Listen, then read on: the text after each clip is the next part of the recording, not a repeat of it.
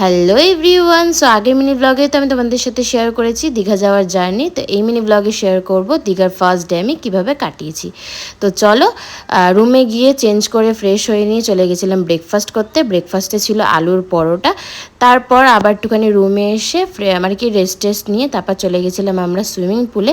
আমাদের হোটেলে একদম রুফটপে ছিল সুইমিং পুল, বেশ মজা করেছিলাম। তবে বেশিক্ষণ ছিলাম না, কারণ আমরা আবার সমুদ্রেও যাব স্নান করতে, তো সেই কারণে সুইমিং পুলে বেশিক্ষণ ছিলাম না।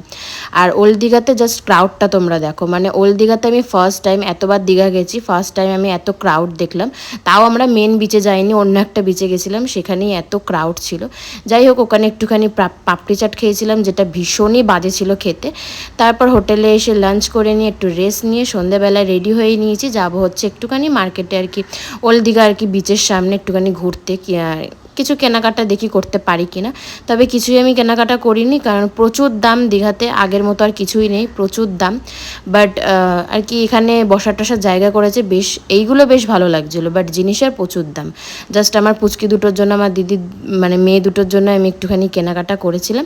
তারপর একটুখানি চা খেয়ে চলে এসেছিলাম আবার হোটেলে, এসে একটুখানি রেস্ট নিচ্ছিলাম। তারপর রাতে ডিনার করলাম রুটি আর তড়কা দিয়ে। তো ফার্স্ট ডে তো আমি এইভাবেই কাটিয়েছি। সেকেন্ড ডে কীভাবে কাটিয়েছি সেটা দেখাবো নেক্সট মিনি ব্লগে। ততক্ষণের জন্য চলো টাটা।